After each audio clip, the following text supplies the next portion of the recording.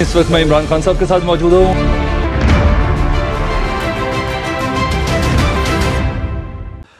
बिस्मिल्लाहिर्रहमानिर्रहीम, अस्सलाम वालेकुम। यूट्यूब में सलमान हैदर आपके सामने। ऐसे मौके पर देख रहे हैं कि ट्रंप की जो पॉलिसीज़ थी ना और जो वादे थे अफ़गानिस्तान के सिलसिले में कि अफ़गानिस्तान से इखराज इस साल के दरमियान में हो जाएगा, उन वादों को पूरा करने के सिलसिले में जो बाइडेन इंतज़ामिया ने कहा कि नहीं, हम दोबारा से उसके ऊपर सोच और विचार करेंगे।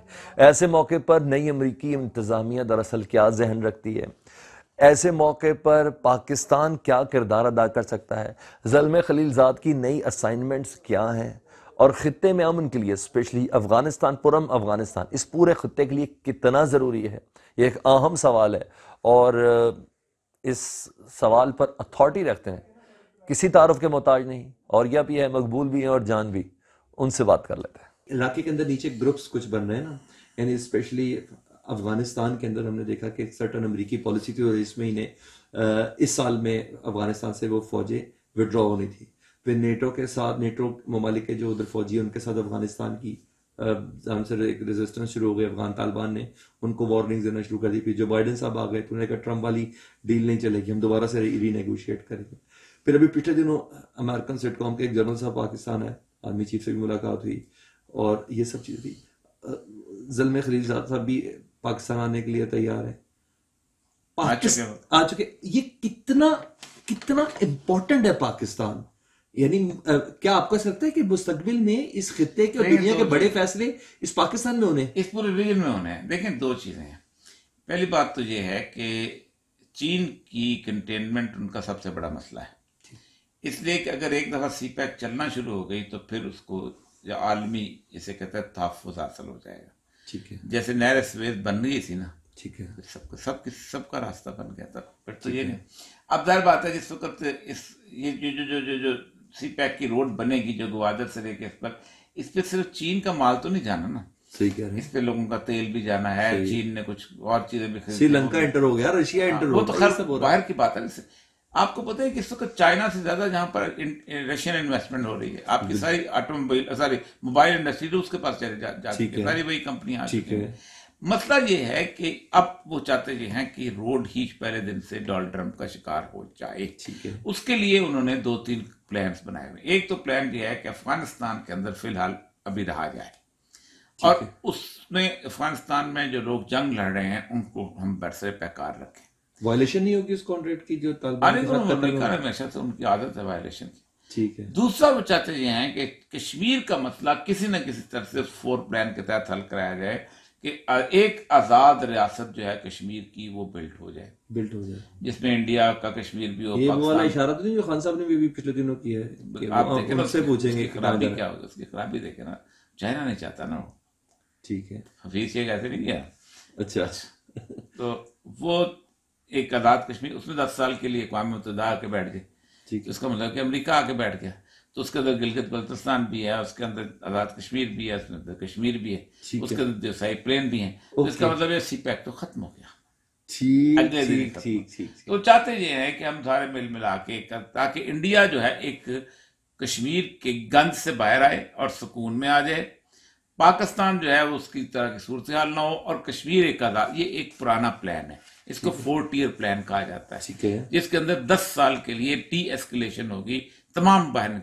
तो उस 10 साल में पता नहीं क्या होता है, अक़वाम मुत्तहिदा की फोर्सेस जब पहुंच गई तो अमेरिका की फोर्सेस पहुंच गई ना, तो इसका मतलब यह है कि उसके अंदर कम से कम रोड तो नहीं बन सकती ना, नेटवर्क तो नहीं बन सकता ना, इंफ्रास्ट्रक्चर। ये सिटकॉम का जनरल जो आ रहे हैं, सारा आर्मी चीफ से मिल रहे हैं, इमरान खान से मिल रहे हैं, ये किस तरह इशारा कर रहे हैं? ये बुनियादी तौर पर मसला यही है कि इससे पहले कि पाकिस्तान चीन के साथ उस ग्रुप में मिल जाए, चीन रूस ग्रुप में, पाकिस्तान को फिलहाल अपने साथ रखें और उसको कहें कि आप हमारे मसले, आपके इधर से अमेरिका के मसले पाकिस्तान में ही हल होने, ये आपके इधर से मसला हल कराते हैं, इधर से भी हल। ये है असल प्लान। इसलिए वो आज उसने जो वज़ीर ख़ारिजा ने खत लिखा है शुरू करने की, उसने भी यही कहा, अमरीका कंसिडर कर रहे हैं, आप रुके रहो। ये है बुनियादी फिलॉसफी, ठीक है, सारे मामले के। ठीक है, अच्छा सर, इसी से मुत्तसिल एक सवाल ये कि ईरान का क्या करैक्टर है इस सारे इशू में, स्पेशली ऐसे मौके पर जब सऊदिया की डील्स जो अमेरिका के साथ है वो भी रीनेगोशिएट हो रही हैं, खाशगी वाला इशू भी सामने आ गया, 70 अफराद के ऊपर पाबंदी भी लगा दी गई, नया डेथ स्क्वाड का भी इंकशाफ हुआ कि सऊदी शहजादा साहब चला रहे हैं।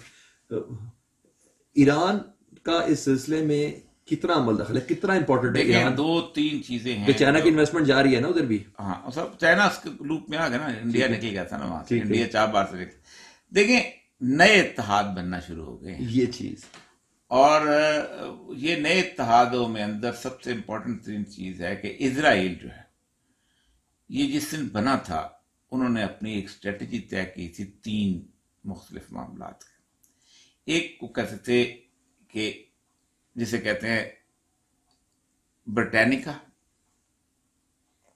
पासपोर्ट ब्रिटानिका, ठीक, कि जब तक बरतानिया हमारे साथ है हम उसके साथ हैं। बालफोर का एग्रीमेंट हुआ 1920 में, आके बरतना शुरू कर, ठीक। ये पास ब्रिटानिका जो थी इसके तहत वो चलते रहे 1948 तक। ठीक है, उसके बाद थी पास अमेरिकाना, ठीक है, कि हम उनके साथ जाएंगे, और फिर अमेरिका ने उनको स्टैब्लिश किया, सब कुछ किया से आखिरी जो उनकी स्ट्रेटेजी। देखें इजराइल जो है वो एक रियासत जो है वो एक मकसद के लिए बनी। आपको मैं कहूँ आप अपना घर बेचें, जमीन बेचें, जायदाद बेचें, फैक्ट्री बेचें और बलूचिस्तान में जाके आवाज जाएं जहाँ 3 दिन के लिए पानी नहीं मिलता, 3 दिन बाद कहीं पानी आता है, सब्जी जहाँ नहीं मिलती, बलोच आपको कत्ल करने को फिरेंगे, सही, आप जाएंगे? आप नहीं जाएंगे। कभी भी। लेकिन यहूदी जो है फ्रांस छोड़ के, जर्मनी छोड़ के, बेल्जियम छोड़ के, न्यूयॉर्क छोड़ के कहाँ आबाद हुआ? ईफा तल अबीब में, जहाँ पानी नहीं मिलता था, वहीं नहीं मिलता। ठीक, रेगिस्तान में आबाद। बिल्कुल ऐसे ही, अरब उनकी जान के दुश्मन थे। ठीक है, तो उनका ये था कि पहला प्लान था कि हमें बरतानिया वहां आबाद करेगा, क्योंकि बरतानिया बहुत बड़ी आबादी, ठीक है, बहुत बड़ी ताकत है, सूरज ग्रुप नहीं होता। ठीक है, उसके बाद अमेरिका की कुव्वत जो है हमें वहां स्टैब्लिश करेगी, हम उसके बाद हम अमेरिका के मुकाबले पे आके खड़े हो जाएंगे और हम खुद एक आलमी ताकत बनाएंगे। ठीक है, इजराइल इस वक्त दुनिया का सबसे बड़ा असला बेचने वाला मुल्क है। 6.8 अरब डॉलर की फीसद असला बेचा है। ठीक है, 87% ड्रोन जो है वो इजराइल में बनते हैं इस वक्त दुनिया में, 87%। तमाम बड़े बड़े कंप्यूटर नेटवर्क जो हैं सब कुछ उनकी सिलिकॉन वैलीज वहां बन चुकी हुई है। ऑल मोनोपोली जो है उनकी उसके ऊपर छा चुकी है। वो चाहता यह है कि हम अमेरिका के साथ लड़ें फिलहाल, और फिर जब यहाँ पर अमेरिका जाने का, क्योंकि उनके रबाई ने कहा है कि अमेरिका और बरतानिया ये याजूज और माजूज हैं, और अच्छा, याजूज माजूज की हमारे साथ लड़ाई होनी है बनी इसराइल के साथ। अच्छा, तो ये उन्होंने कहा। अब ये इसलिए वो अमेरिका से अलहदा हुए हैं।